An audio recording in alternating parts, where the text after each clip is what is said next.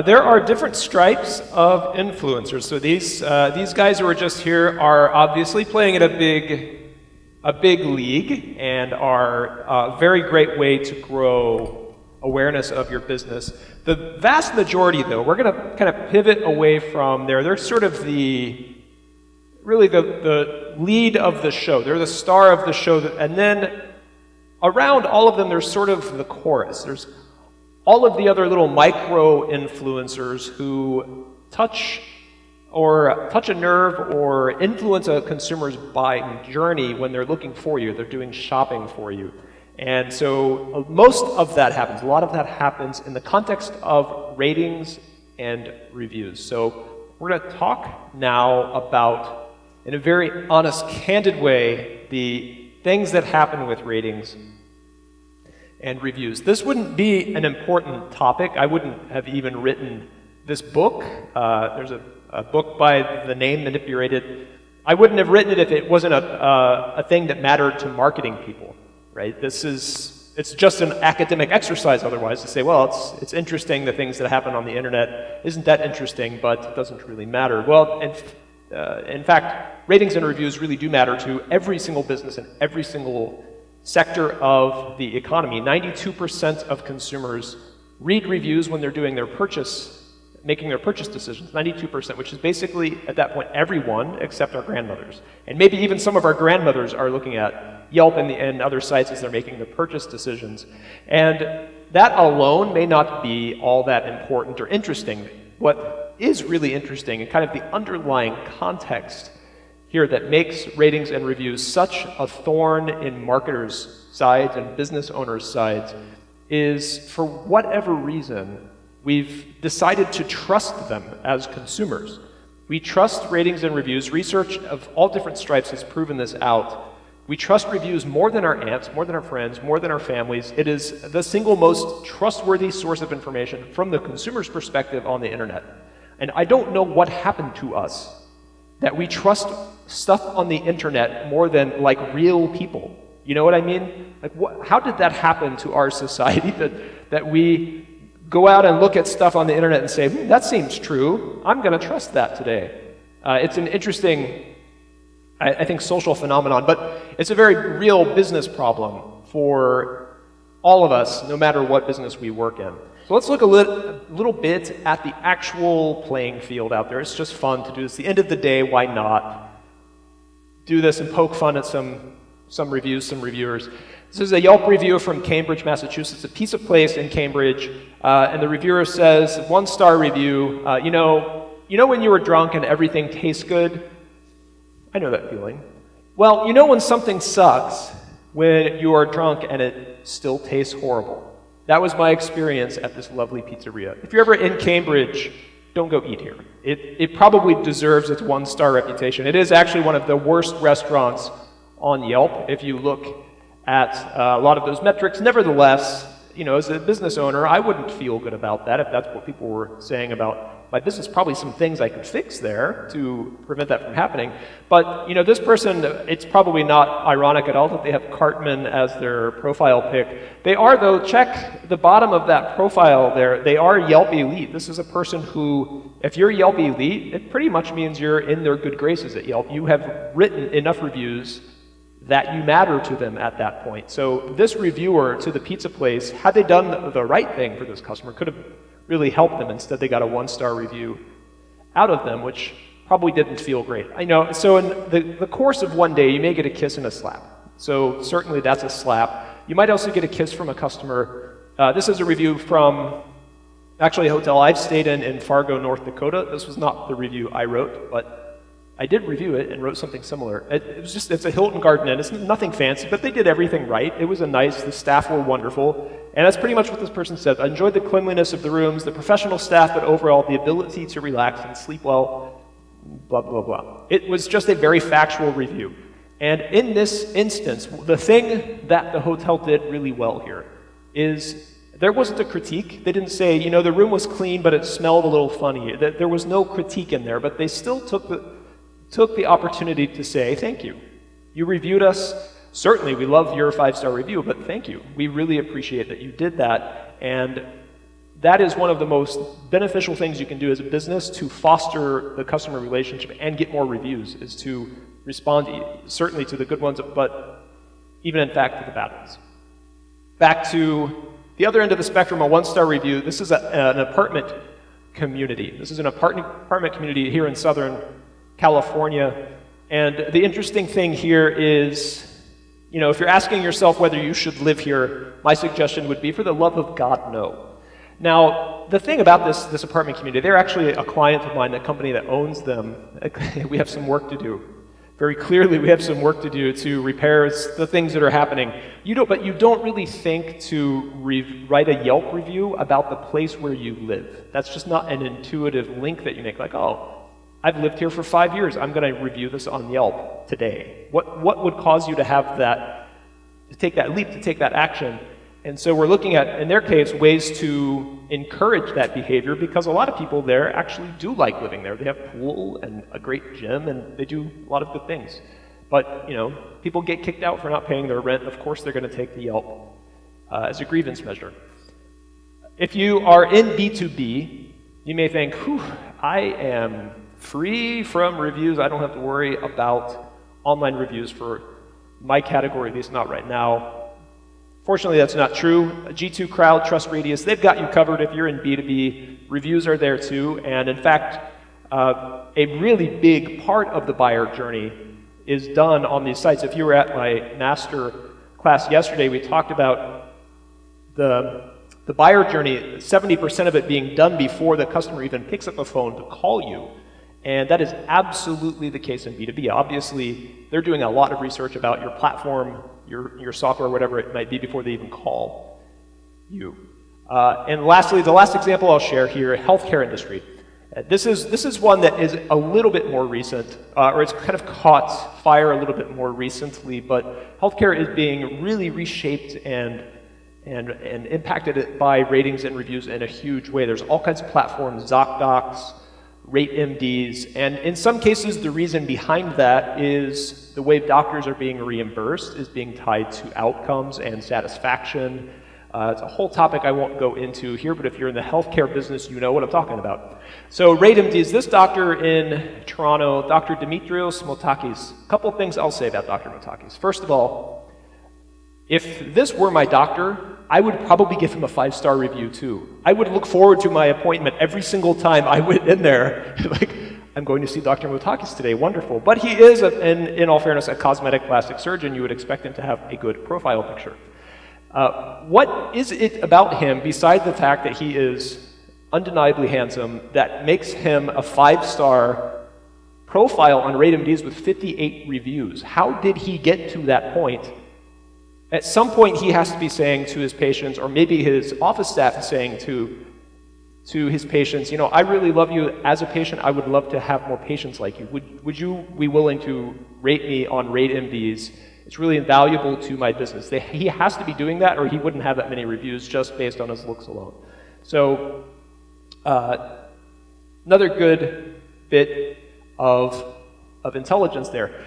The thing about ratings and reviews that makes it so challenging, the reason a lot of businesses, a lot of brands get so frustrated by it is we feel like we're being beat up. You know, we might not have been paying a lot of attention to online reviews about your brand, your software, whatever it might be. And when you go and check it out, you think, oh my God, this is just, I don't even want to look at this. This is so tragic and painful. It doesn't reflect my brand. It doesn't reflect my customer experience. I don't even think it reflects my customer. These people don't even sound like people who I have seen in my store. I've seen in my buyer journey. I don't know who these people are. We feel like we've been beat up, and that I think there is a larger social story there, but we're not really here to talk about that today.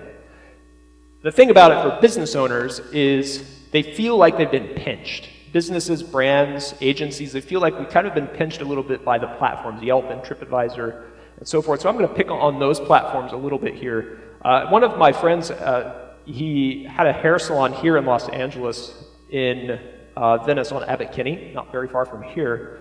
And he just basically went through the entire spectrum of things a business owner experiences with ratings and reviews. Angry customers lashing out at him on Yelp, pushy salespeople calling from Yelp trying to, over-promising what they're going to deliver for their $500 a month subscription, premium subscription, all of these different things. And he just said, these are my customers at the end of the day, and I feel like Yelp kind of came in, CitySearch, they came in and took that relationship away from me a little bit, and I just feel like they stacked the cards against me. It's a very valid feeling. I really empathize with him on that because it isn't easy. He's not in the business of writing responses to reviews. He cuts hair. That's his job. That's what he's passionate about. So he has to learn this whole new discipline because that's what his customers are using. Does everyone recognize this lady? We're in election season, so she's already kind of come up again. She always seems to. Monica Lewinsky, etched into our eternal memory as someone who may or may not have had a certain relationship with then President Clinton. The thing about Monica Lewinsky is she's an individual, right? She had the experience. Probably looking back, she would not have done what she did, but she did it, and she's not the only person in the world to have done what she did. It just happened to be with the President of the United States, which was a totally different context.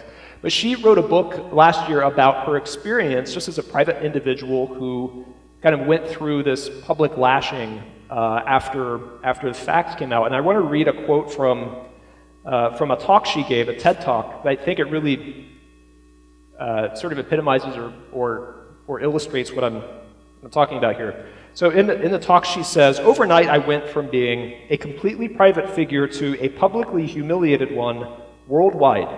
I was patient zero of losing a personal reputation on a global scale almost instantaneously. This rush to judgment, enabled by technology, led to mobs of virtual stone throwers," which is exactly what my conversations with my friend Bobby, the hairstylist, sounded like. It's like that is actually a almost precise quote from a conversation I had with him. And I realized what she experienced and what he experienced, it's the same thing. We call it cyberbullying, and it manifests in elementary schools and other places, but it's the same thing. People like to beat up on each other, and we just now happen to be, as brands or agencies or businesses, the beneficiary or not of their anger and their angst. This is, though, all of that aside, ratings and review platforms are the battleground for prospective customers. This is the place where, again, 90+% of your customers are looking for information about your business. So why would we not treat that as a channel that matters in our marketing mix? And think about that. We need to. It is imperative that we do it. It's imperative because if people find things when they go and look at reviews of your business, they don't like what they see. Maybe you have a low rating, you have a few low ratings, and your star rating is sort of iffy relative to your competitors. In 87% of those cases, they're going to say, nope, I'm not going to do business with those people. I'm not going to shop there. I'm not going to order from them. So you're losing a lot of potential opportunity before you even had a chance to say, hello, what can we do for you? How can we help you? There is a little bit of good news in that same study I just referenced. 87% of consumers won't consider a business with low ratings, but they will at least take sort of a meta-analysis of reviews on that site and say, okay, I'm going to look at a handful, 2 to 10 reviews, and make a judgment on what I think is the real here. What are these reviews really telling me? And so they sort of take that meta-analysis. So if you have one bad review on Yelp or TripAdvisor, G2 Crowd, that in and of itself isn't a bad thing. In fact, other research has shown the presence of that review makes all of the other good ones look even more legitimate because you're not trying to hide things. You're not trying to hide behind only 5-star reviews. So there is a good case there to not panic when you see those things, but definitely pivot to do it. Underlying all of these platforms, Yelp, TripAdvisor, all of them, they are all driven by the same exact playbook. And I want to talk about that because it's an important foundational thing to think about in your marketing mix and your marketing efforts. That playbook is actually a very, very old principle on the internet, on search and content on the internet. And it kind of starts with this little exercise. When you walk into a grocery store, any grocery store in the world, generally speaking, what is the first part of the grocery store you encounter? Produce. Thank you. produce. And why do they make the produce section look so beautiful and so bountiful and full and fresh and vibrant? Because they want you to think the rest of the store is equally full and vibrant and fresh. It's an important visual thing for them, right? Well, if you walk into a grocery store and it looks like this, are you going to shop there? Probably not. You're going to think, something's not right here. I'm probably not done doing my grocery shopping here this week. Versus something that looks like this. And, I don't even know what all of these things are, but I want to eat them all and see how they taste. It just looks fresh and vibrant and delicious. Well, the same principle applies to content on the internet. The way Google sees it, the way Bing sees it, and that is the concept of freshness. When Google indexes a page, they pull a page of your site in, one of the things they look at is how frequently the content on that page has been updated. And why does that even matter in the context of ratings and reviews? Well, it matters because dating back to 1994, freshness has been kind of a concept that's been developing. So I'll give you a very brief history of kind of the evolution of this. In 1994, Yahoo launched. Another quiz question. Does anyone know what the word Yahoo stands for?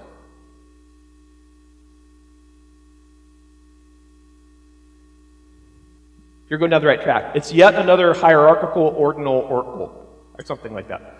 The idea, actually, it was a lot like Wikipedia. It was edited by human beings who categorized what was then a very small internet into different categories. So they just assigned this page was about automotive, Toyota, Camry, whatever it would be. And it was done manually by human beings. It's kind of hard to trick a human being. It's kind of hard to trick a human being into miscategorizing your website. They see it, they know what it is, where it fits. It doesn't really scale to the vastness of the internet, though. So as they got bigger, that model didn't really work. Google, of course, when it launched, sort of disrupted that with a very simple search interface. It was all automated. So everything from pulling the web pages in to how they score it and return an answer back to your question or your query, it was all done algorithmically or automatically. So that was a big pivot. Computers are actually a little bit easier to trick than human beings.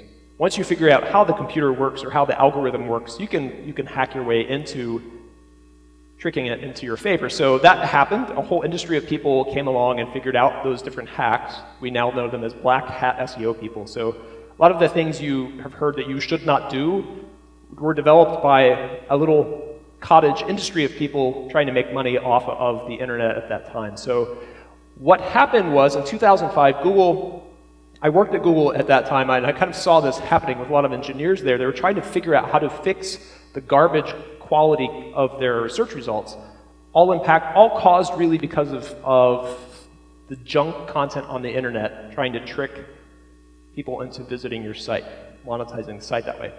And one of the things they landed on was, they said, well, if we look at how quickly or how frequently a page was updated in addition to these other factors, links coming in and all of those, that actually helps us determine to a much more precise level how accurate that page will be for a question. So if you're searching for Toyota Camry engine problems, you will actually find a page, probably a discussion board in that case, that answers the question Toyota Camry engine problems. And it became a major pivot point. That was also the same year Yelp launched. Whether that was an intuitive thing that they did or just happened to be good timing on their part, Yelp launched in 2005. And what is Yelp filled with? Fresh content. They are in the business of capturing fresh content every single day, millions and millions and millions of them every year on their page. That is what they are in business to do. They sort of combined a local search with fresh content in the form of ratings and reviews. Of course, then boom, a whole industry exploded out of that. TripAdvisor, Yelp, all of the platforms we know and love today. The thing about freshness that's really interesting, one of the things that's important, is as consumers, we have adapted to this concept of freshness too. Some recent research showed about 70% of us don't look at reviews older than 3 months. So if you think, well, I'm sitting good, I've got like 4.5, 5-star reviews, and I'm good. I don't want the risk of asking more people for reviews. If they're older than 3 months, you're probably not good. You're not going to be performing well in Google search as a starting point, but that is also an area of risk for a couple of different reasons. So that's the model, that's the algorithm. You know, it's Google and Bing, which I will talk about here, and this concept of freshness all sort of built upon business data, location data, information about your software, your business, in a form of a rating and review profile. And yet none of it was really built for the business or the brand. It serves other interests that make this very tough. Why do I bring up Google so prominently here? It's not because I have an allegiance to them. I did used to work there, but they are still the kingmaker for us. We still talk about search because it matters. We still talk about SEO because it matters. Yelp itself, in all of its largesse, being huge and vast, and millions of page views a month, 75% of Yelp's monthly traffic still comes from Google. 75% is still coming from Google. That is certainly for Yelp a huge risk, but it's also then imperative to think about the implication of your Yelp profile in Google search. Remember, that is the path a lot of customers are coming to you via. It's Google search, Yelp profile, book to call to book or make a reservation or place an order. So there is a direct linear path there that you need to think about. The question that the thesis I sort of explored in the book, and the reason I originally became interested in it, is where is the love for businesses? Because at the end of the day, yes, Yelp serves consumers, wonderful, but they're not a nonprofit organization, right? They are not the Better Business Bureau or Wikipedia. They are in business to make money, so how are they serving business owners' needs, which is one of their big stakeholder groups? And that's where I kind of came up with this concept, or the word manipurated, which is how a lot of business owners feel. The more I interviewed businesses, particularly small businesses, the more I got this theme very, very clearly, lots of frustration. So there are a few ways businesses are harmed. I'm going to go through these real quick.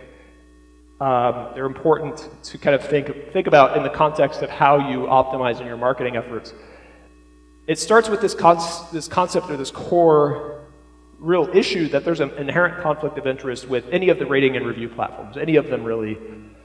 Can they simultaneously serve the interests of the consumers who use it and their businesses upon which their whole ecosystem is built, whether software or doctors, whatever it might be, and their shareholders, which is an inherent conflict of interest. Like, where is the money coming from and how do they monetize their site? Can they do that successfully, fairly, all at the same time? And I think we all kind of suspect maybe the answer is no. And I know from research the answer is very frequently no. They always err on the side of their shareholders first, which is, maximizing shareholder value is job number one for any publicly traded company today.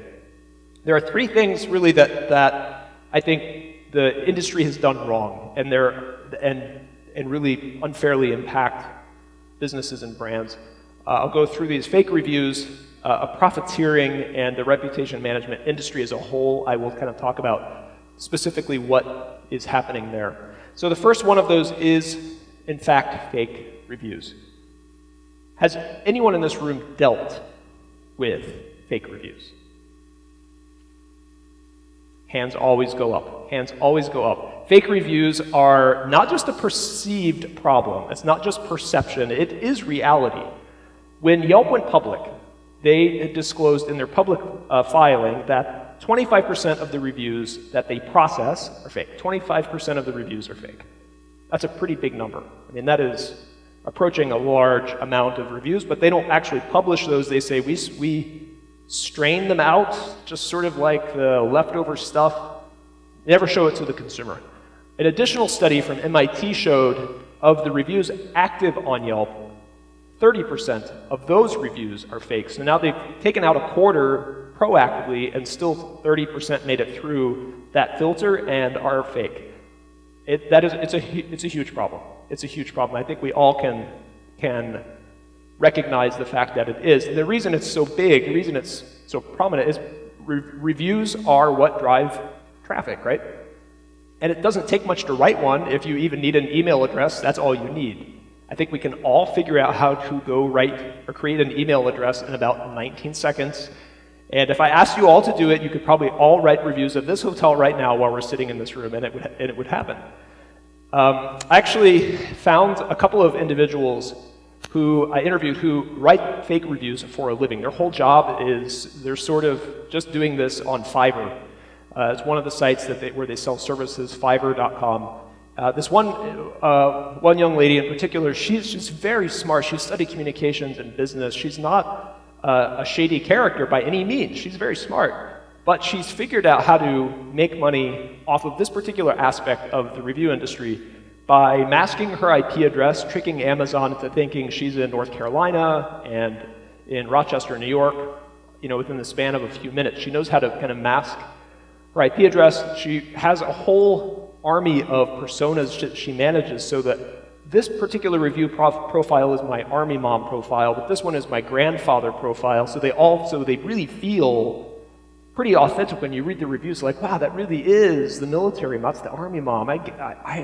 I get her, and I really appreciate her opinion. So she's done that, kind of like a method actor or method actress might do.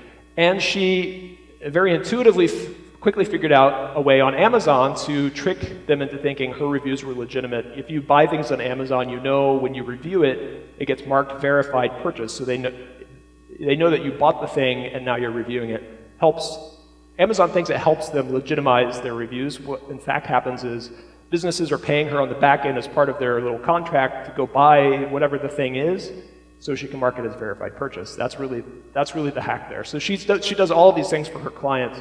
And you may remember last year, in October, Amazon sued 1,200 people on Fiverr, a little more than 1,200 that they said were doing this for hire. She was actually one of them, although she's still doing it because it's pretty hard to figure out who these people are. She got shut down on Amazon. She's still doing it on some other sites where she hasn't been eliminated, but nevertheless, it is a big problem. Amazon said, this is just the tip of the iceberg. For us, we're going to continue doing these legal actions to try to scare people away from doing it.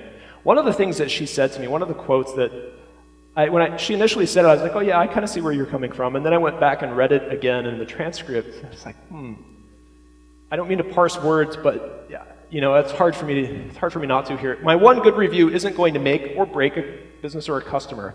As much as I embellish and write about businesses and products I haven't used, I try not to blatantly lie about what the product or business is capable of doing. And there's just sort of like, I don't know, there's like a disconnect there for me.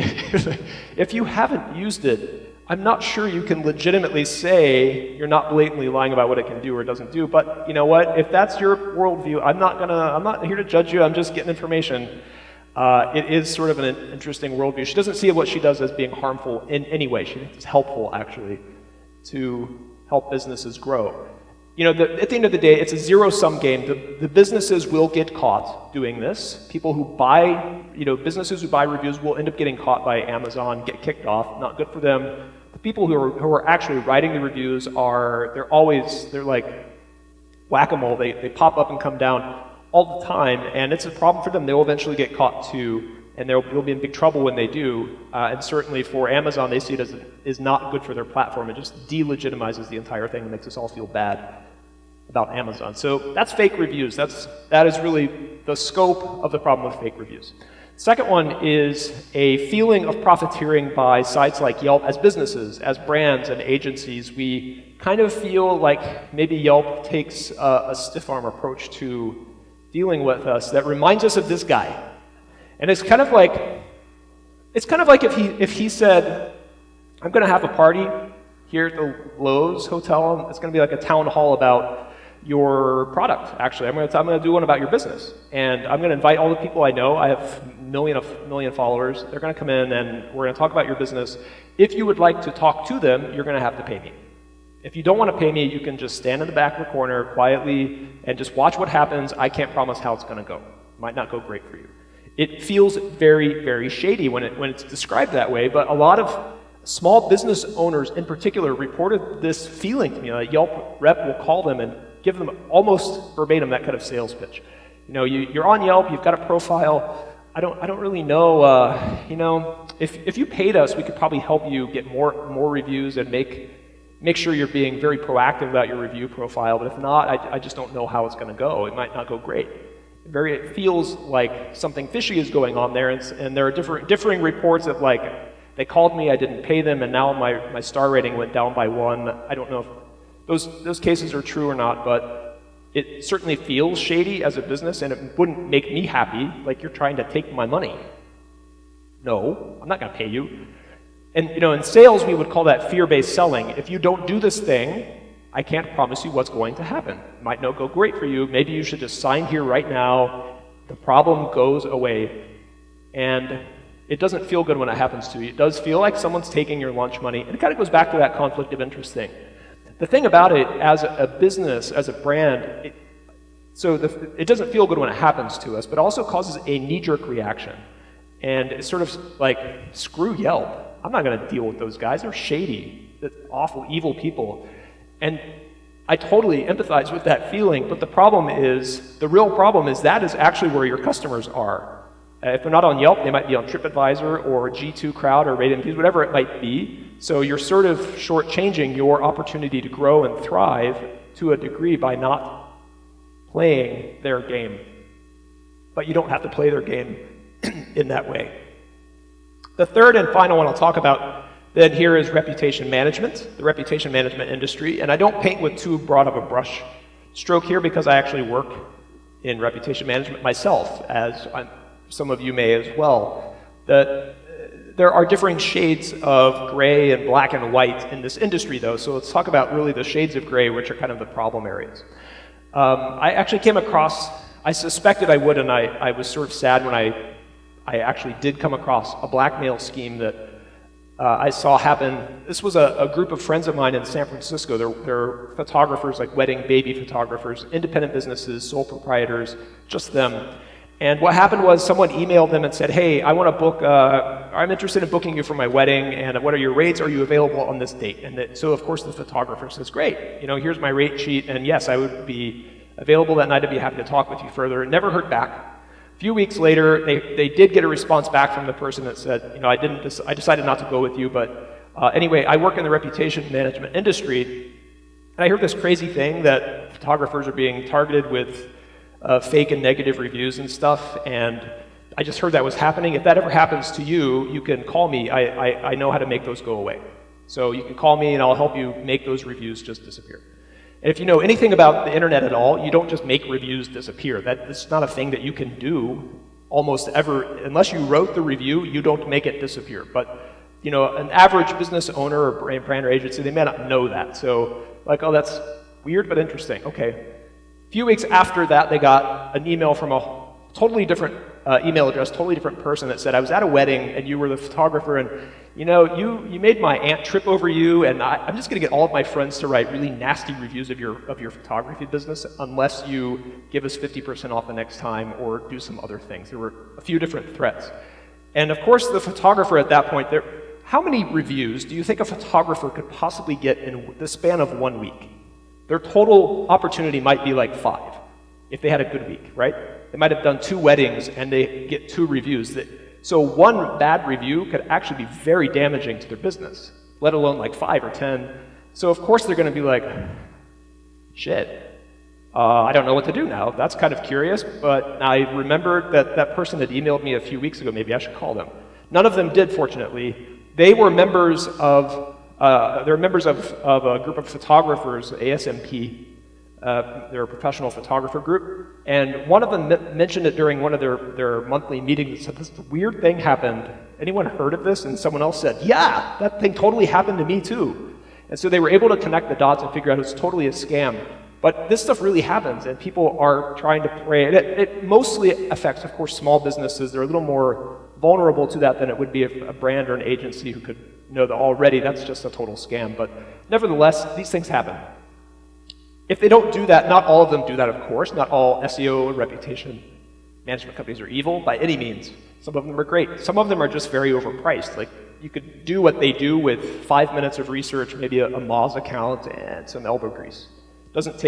All of it doesn't take rocket science. Some of it does. Some of it is very difficult to pull off, but not all of it is. And it can be very, very overpriced.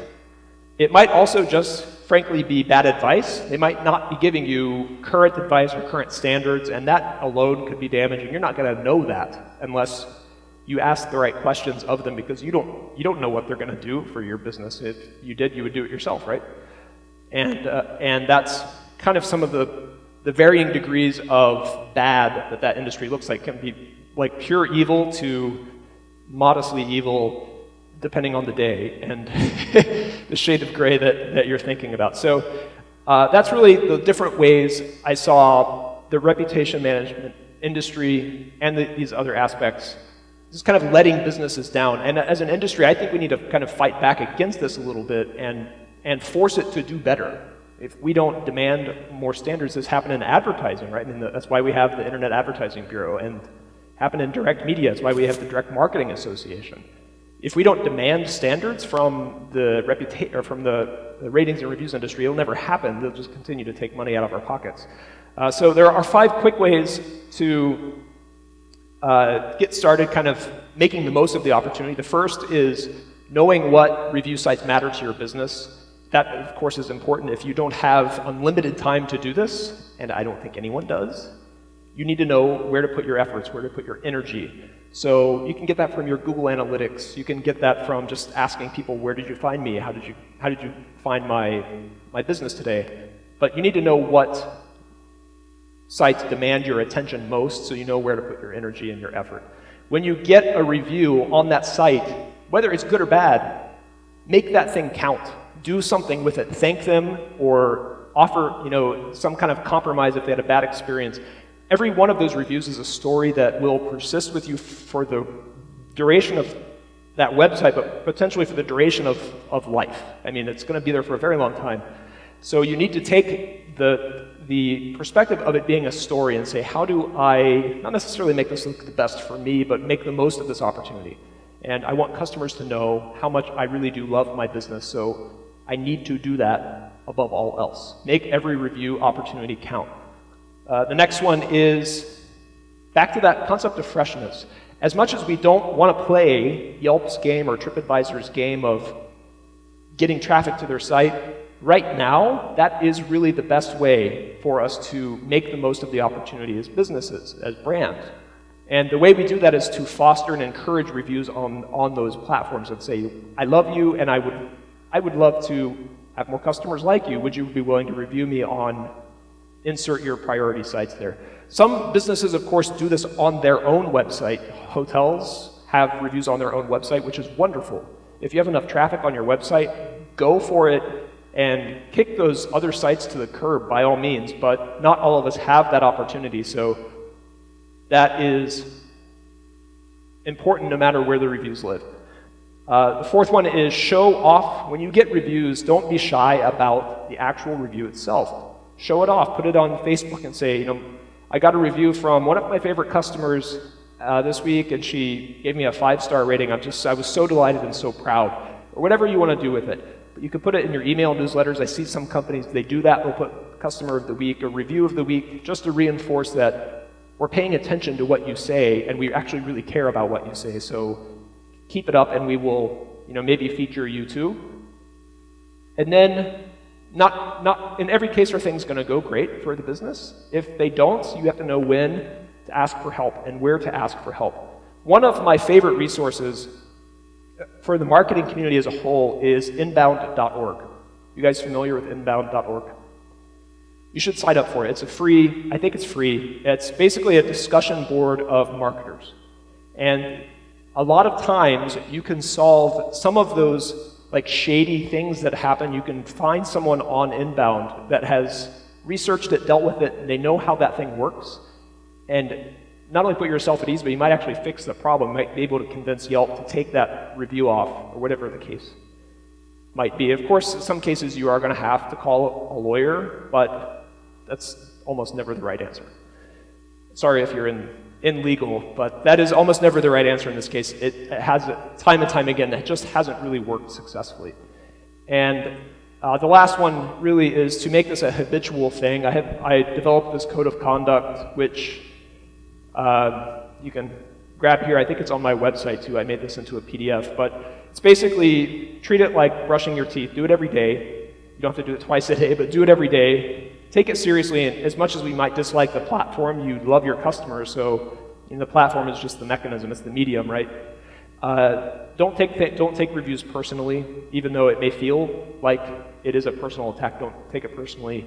And don't go off and try to boost your ratings by hiring fake reviewers or doing things like that. It will eventually, maybe not eventually, very quickly come back to haunt you. So that's the quick code of conduct to get yourself started. And remember, at the end of the day, it's all about relationships. If you treat your customer experience, that relationship as a very important part of your business, customers notice. Of course they notice. Like, this business actually seems to really care about what we think, and they'll stay close to you. Whether you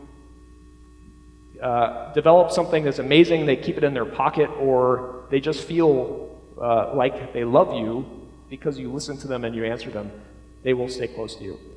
The most important thing, of course, is when you get those negative reviews, you will. Every business gets them. Even that crazy, good-looking doctor, I'm sure he gets bad reviews. Just don't panic. It's not going to be the ruinous event that you perceive it will be if you take the right steps. So that's it. Any questions about the review world? I know that was a very fast-paced jaunt through review land. There have to be questions. Comments? Yes?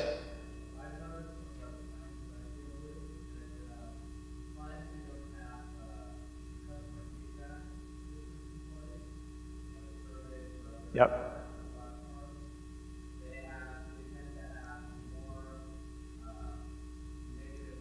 Yes.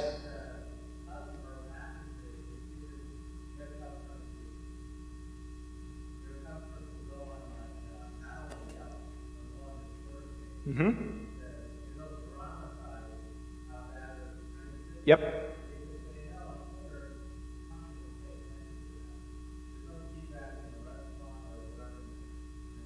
Yep. Yep.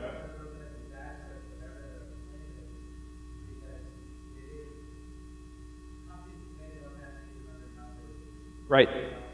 Yep. That is you raised such an important point. I didn't even mention it, but one of the interesting things is the people who have the most vocal complaints. I'm not going to quote this statistic just perfectly accurate, but I'll paraphrase it. The most vocal complaints are often from your best customers, and it's not the first time they tried complaining to you.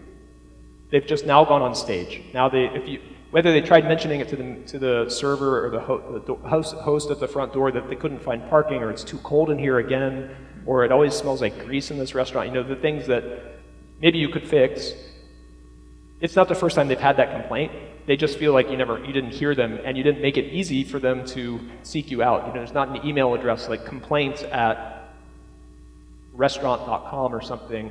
So that is one of the important things. The intercept opportunity is a great place to pull back and prevent it from becoming a public issue. Make it blindingly easy to complain to you offline. Like, fax me, call me, send me a Western Union or something, anything. Just please don't post on Yelp if you have a complaint. Of course, don't say it like that, but make it so easy to get in touch with you. You might intercept a lot of that in the first place, which is an important customer experience thing, right? That goes to sort of how you build the customer experience in the beginning, but it's a very, very important point. Yes? Mm-hmm.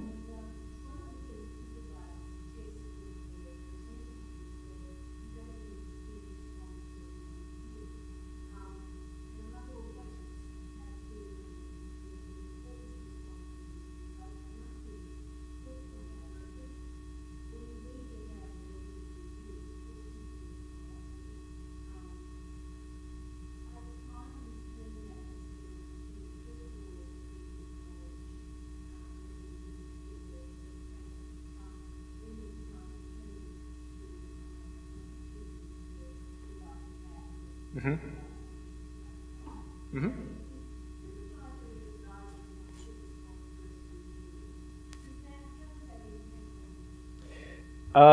I've actually heard them say that, and I think contextually they might be correct.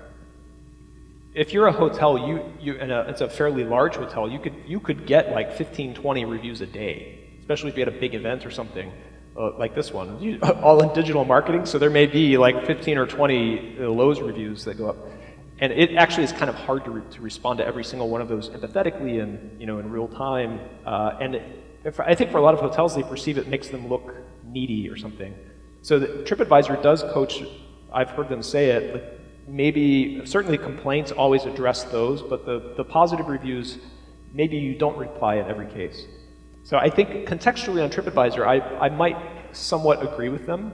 Other websites, though, I would not think that's the right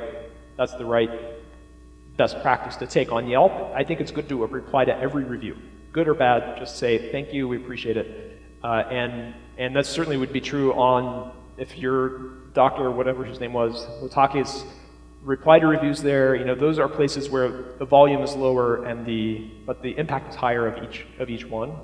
So I think if you're in a high review, a restaurant or something, you're in a high volume business, you might have to weigh the odds of, or the need of doing it in every case. Right. Yeah, there are also other ways you could respond to. If it's a frequent guest, the next time you come in, you could tag their profile on, I don't know what system you use, but you could tag to say, thank them for their recent TripAdvisor review in person, which would be a great way. There's one hotel I stay in frequently in New York, and they're not big, it's not a big hotel, and one point, I had reviewed them on my last trip, and they actually put a card in my room. My general manager is a small enough hotel that they saw I was coming back and put a card that said, hey, thanks for your great TripAdvisor review. Thanks for coming back. And it was just like, wow. I'm glad I didn't say anything mean.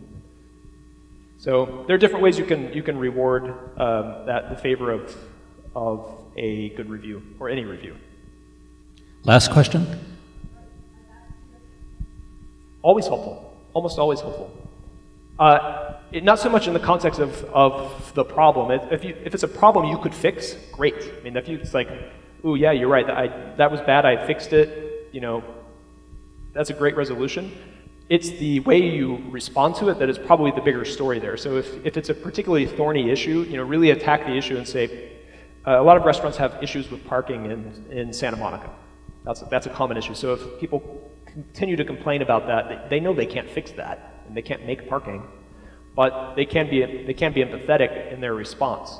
And that is the important part. Maybe you can't fix the issue, but you can at least say, I'm really sorry, we're looking at different ways we can address the parking issue. It's something we all deal with. But next time you come in, let me know, and a drink's on me in advance of your frustration, and we'll see you then. So the way you respond sometimes more than the actual context of whatever the complaint was, because a complaint could be about anything. I don't like water. Well, okay, great. We'll fix that next time. We won't give you water. That's. I think so. Context is less important than the method.